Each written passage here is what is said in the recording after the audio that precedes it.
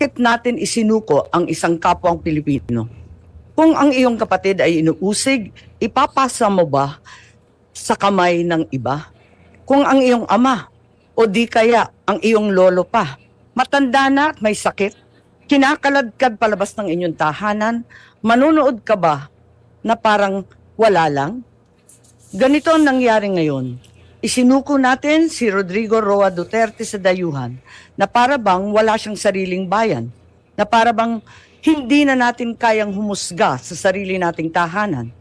Here we are watching as a fellow Filipino, a leader, a father, a grandfather, a man who served this country is taken not by his own people, but by outsiders who claim the right to judge him. Sabi nila, batas ang dapat manaig. Tama. But whose law? Ours or theirs? Since when did the Philippines become a province of The Hague? Kung kaya nilo itong gawin sa isang dating pangulo, sino na lang ang susunod?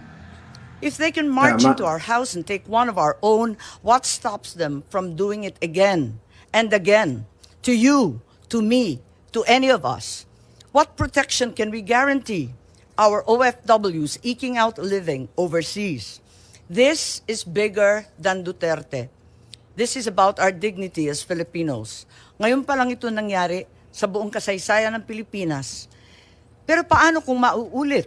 Paano kung sa susunod, ibang Pilipino naman ang kinaladkad papalabas? The Senate will seek answers, and if there is indeed wrongdoing, we will make certain to put up safeguards so this never happens again. We are not pinapataw ng dayuhan ay hindi hustisya. Ito ay pang-aalipin. Ito ay pagkontrol. Not demand answers will always be at the mercy of those who dictate the questions.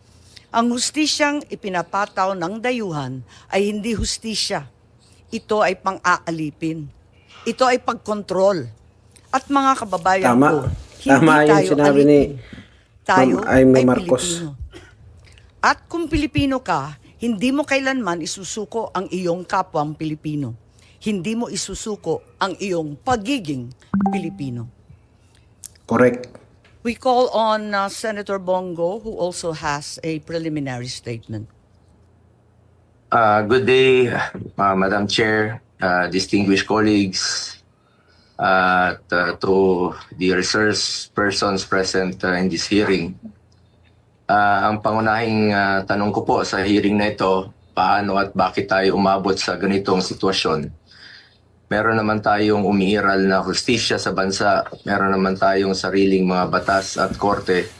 Bakit pinayagan po ng gobyerno na nakipin po ang isang Pilipino sa sarili nating bayan? So yung sinasabi dito ni Senator Bongo na bakit kailangan humantong sa ganito? Alam nyo kasi yung ICC na yan, nangihimasok lang yan once na yung isang bansa is mahirap or mabagal yung mga justice system nila pagdating sa mga high profile na mga tao, sa mga high level person. Halimbawa yung sa Congo, yung Vice President ng Congo, which is inakusahan din ng extrajudicial killing. Pinatawag siya sa ICC, binigyan siya ng warrant of arrest. Dahil sa Congo, yung justice system nila doon is hindi kaya, parang sira yung justice system nila. So ayun yung sinasabi ni Senator Bongo na kung bakit kailangan pang humantong sa ganito. Sabi nga ng mga nakakarami, too late the hero. Kaya kung ano man ang lumabas sa hearing na ito, si dating Pangulong Duterte ay ngayon nasa The Hague na po, Netherlands na po. Too late the hero. Ano kaya ibig sabihin? I respect the initiative of this committee to hold the Senate inquiry. Bagamat nirespeto natin ang pagdinig na ito, sinasabi ko rin po ang aking mga hinanakit na parang too late na po. Walang problema sa akin mag-hearing kahit araw-araw po. Pero ang tanong, may babalik niyo pa ba si Tatay Digong? Yan ang tinatawag ko na too late the hero na po. Too late the Useless hero. lahat ng hearing na ito kung hindi na po may babalik si Tatay Digong. Yeah, sa sinasabi dito niya, Senator Bongo, too late the hero na. Ibig sabihin, hindi na siya maibabalik dito until the September 23 na no, na yung pangalawang hearing, yung pangalawang pagdinig dito kay Pangulong Rodrigo Duterte. At ayun nga, sinabi niya rin na useless lang yung hearing na yan. So bakit pa sila naglungsad ng Kung hearing? kaya, pakiusap ko lang, kung kaya niyo po siyang dalahin doon in less than 1 day, sa loob po ng 13 na oras, dapat kaya niyo rin po siyang ibalik dito sa lalong madaling panahon. Dahil nangungulila po ang Pilipino at hindi kayang tanggapin ang nangyari sa Totoo kanya. yan, kabi-kabila na nga Bilang yung isang mambabatas, prayer rally sa Pilipinas at Nandun ibang ako sa bansa. NAIA nung lumapag ang eroplano ni ating Pangulong Duterte. Hindi po ako pinayagang makapasok. Kasama ko po ang kanyang mga doktor dahil may scheduled medical check-up po siya sa March 12. You may check the records po. Importante masiguro ang kanyang kalusugan dahil 80 years old na po ang dating Pangulo. Pero mukhang hindi ito naisaalang-alang po ng otoridad dahil hindi siya pinayagan na mapunta sa ospital ni hindi nadala ang kanyang mga medisina. Alam niyo po, ako ang nagpapadala ng medisina niya sa bahay niya. Linggo-linggo po yan. Dahil yan po ang pinangako ko sa kanya noon. Bagamat hindi na po siya nakikialam sa akin sa politika. Pero sa kanyang medical, ay yan ang pinangako ko sa kanya na hindi ko siya pababayaan habang buhay. Kaya hindi 27 naghihiwalay po si ang kanyang Bongbong tsaka gamot. si Sana po Duterte. maibigay rin ang kinakailangang gamot at medical attention sa kanya habang nasa ibang bansa. Dahil karapatan naman po ito ng bawat tao. Constitutional right po natin yan. Sanay po siya na merong nurse, sanay po siya na may doktor na nag-aasikaso sa kanya. Naikwento nga sa akin ni Atty. Mejaldea na noong unang bumisita siya sa detention cell, ay nakapaa siya dahil hindi po na naipasok ang kanyang mga gamit. Alam niyo, hirap na nga siya magmedyas. Hindi na niya kayang magmedyas mag-isa. At ngayon, it took Atty. Mejaldea Grabe, several days bago maipasok yung mga kagamitan na kailangan ni Tatay Digong. Isipin nyo yung sinabi dito ni Senator Bongo. Sabi daw ni ES is hindi na daw naghubad daw ng tsinelas si Pangulong Duterte. Nagtanggal siya ng tsinelas, which is sobrang lamig sa Netherlands yan. Dahil yan, iba yung klima doon, iba yung klima ng ibang bansa. At sabi pa dito na hindi na daw nakakapagsuot ng medyas, ang hirap ng pinagdadaanan na. Lalo na 80 years old na siya, Mahirap talaga ang kanyang sitwasyon ngayon na nakadetain. Sa unang pagharap ni dating Pangulong Duterte sa ICC, napansin natin iba po ang kanyang pananalita. Marahil ito ang estado ng kanyang kalusugan. Sa totoo lang po, several times na po naobserbahan ko yan noon. Yung kanyang pananalita, ganun yan. Pag hindi po naibibigay sa kanya yung saktong medisina na dapat niyang inumin. Marami na pong karamdaman si Tatay Digong. Sino ba namang 80 years old na walang gamot na iniinom at walang karamdaman? Yun po ang aking kinakatakot sa ngayon, ang kanyang kalusugan at ang kanyang kaligtasan. Kaya hindi ko po maintindihan bakit hindi pinayagan ng mga pulis ang doktor na makita siya. Okay na po ako, hindi niyo po ako pinapasok. Ilang beses po akong nakiusap. Pwede ba akong pumasok, sumunod? Pinababa nga ako sa sasakyan eh. Hindi po ako pinapasok doon sa Villamor Air Base. Pero nakiusap po ako na unahin na lang po yung doktor niya at yung ambulansya. Lahat naman may constitutional right to seek medical attention when needed. Lahat ng Pilipino, dating presidente man o normal na mamamayan, lahat ay may karapatan na masiguro ang kalusugan at kaligtasan. Nakakalungkot na isang bagay na ating ipinaglaban para sa Pilipino, hindi maibibigay po sa dating Pangulo na minamahal ng marami. Ganyan ba po ang dapat na trato sa taong minahal ang bayan at minahal din ng taong bayan? Madam Chair, mataas po ang aking respeto sa kapulisan. Lalo na po sa mga babae, mataas po ang aking respeto sa kanila. Noong nakaraang administrasyon, nanumbalik ang respeto ng ating mga kababayan sa kapulisan. Taas noo po ang ating kapulisan, ang ating mga sundalo. as its highest ang respeto sa PNP. Inuna namin ang pagtaas ng sahod ng uniform personnel dahil alam namin kung ano ang sakripisyo ninyo para sa bayan. Ako mismo bilang SAP noon, ako po nangulit noon na may sakatuparan po ito dahil minahal namin ang kapulisan. Ngunit nakakalungkot, Madam Chair, na noong nandun ako sa NAIA, nakikita niyo naman po sa video, nagtanong lang po ako sa PNP spokesperson kung saan kami dapat pumunta. Dahil sabi ni Chief PNP Marbil sa 250 po. Nilapitan ko po ang inyong spokesperson at hindi po ako sinagot, tinakbuhan po ako. Sana naman bilang spokesperson, konting sagot lang naman po. Konting respeto, sumusunod naman po kami sa batas. Hindi naman siguro dapat ipagkait sa atin ang respeto at higit sa lahat ang katotohanan. Sa totoo lamang po, ilang beses na po nagsinungaling si now Brigadier General Jean Pardo. Sana po, Eto na. ma'am, bilang spokesperson, totoo lang po ang sabihin mo, alang-alang sa bayan. Your duty is to be loyal to our flag and to our country. Minahal namin kayo ni dating Pangulong Duterte. Sana, konting respeto lamang po. Kung nagawa niyo Patay yan na. sa Nariltok akin, doon, ano? magsinungaling, mas nagagawa niyo po yan sa ibang tao. Respeto lamang sana. Gaya ng pagrespeto at Nariltok pagmamahal sa namin sa uniform spokesperson personnel. General Jane Fajardo. Pangalawang beses na po ito na hindi ka sumagot ng totoo.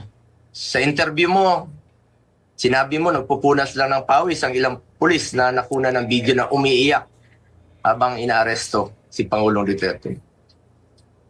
Mapigilan mo bang umiyak? Nasasaktan po yan. Doon lamang po tayo sa katotohanan at piliin nyo lang laging magsabi ng totoo alang-alang sa bayan.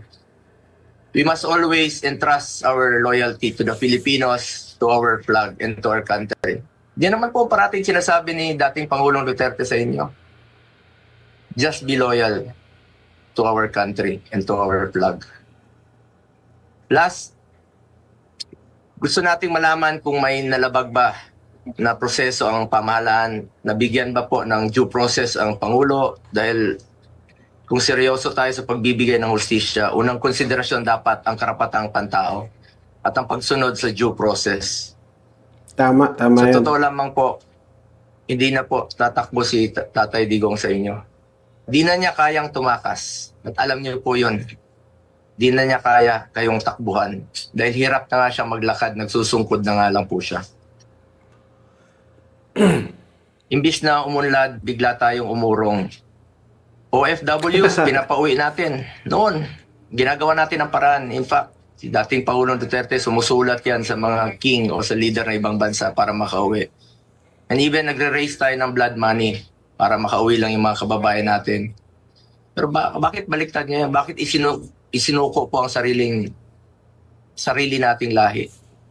Hindi ko Narintok lubusang doon, ano? matanggap na siya ay nililiti sa ibang bansa gayong siya ay isang Pilipino.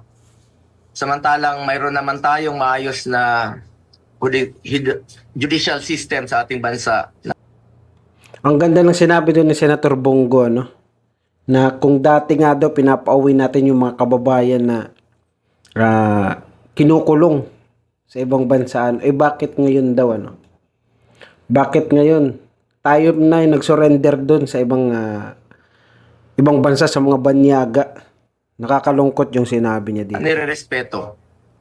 Kasarinlan yan bilang isang bansa. May sarili tayong batas, may sarili tayong proseso, may sarili tayong korte at may kakayahan tayong panagutin ang sinumang nagkakasala sa ating bayan.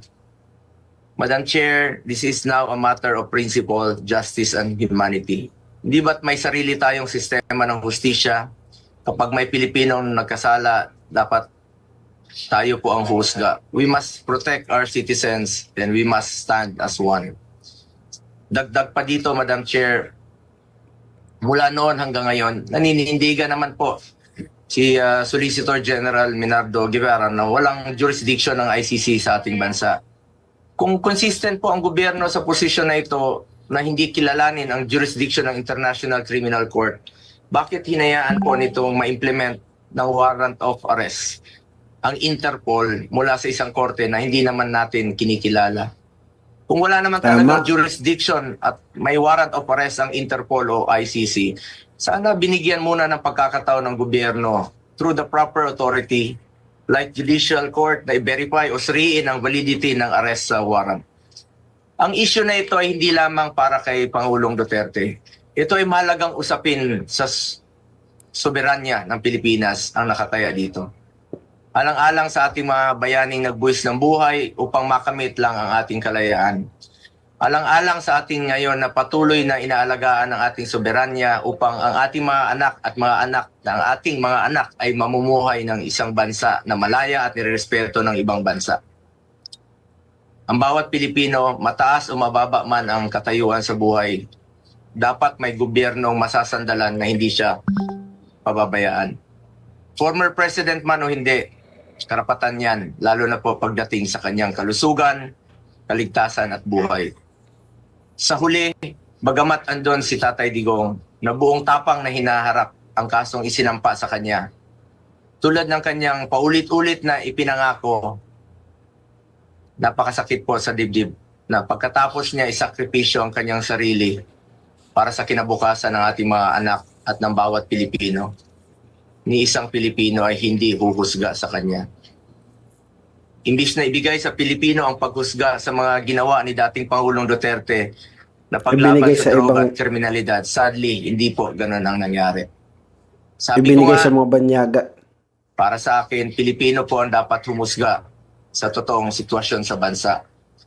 Kung mas nakakalakad na po ba ang ating mga anak noong panahon niya, hindi po nasasaktan, hindi nababastos. Kayo po ang humusga. Pilipino po ang dapat humusga. Minahal tayo ni Tatay Digong. Ginawa niya po ang lahat para sa bayan.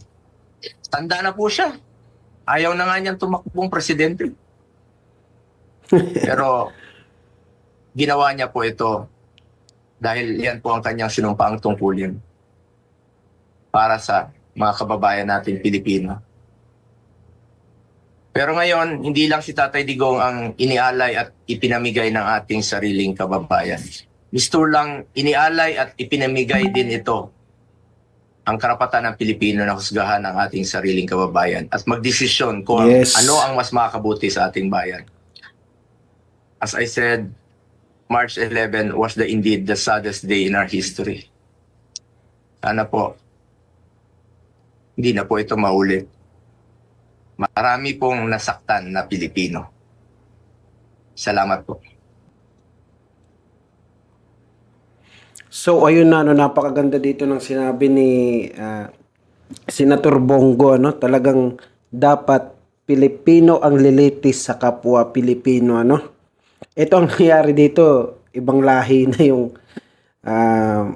maglilitis sa kanya sa kaso niya, ano? At ang gaganda ng mga sinabi ni Senator Bongo, no? Talagang magigising yung diwa mo, mabubuhay yung pagka-Pilipino mo sa mga sinabi niya, no?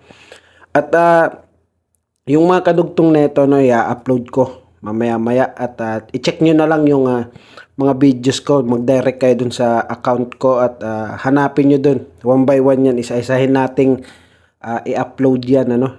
Bali, itong ginagawa ko is review na lang, summarize na lang sa mga nangyayari. Kasi kung papanoorin nyo to ng buo, it takes 6 hours. Ngayon, sinamarize ko na siya. At pinagtatanggal ko yung mga hindi importante. Pero kung gusto nyo manood ng buo, marami naman dyan naka-upload. Mga 6 hours nga lang. 6 and 8 hours. Panoorin nyo yan. At pakinggan nyo yung mga bangayan nila dyan. And then yun lang. Salamat.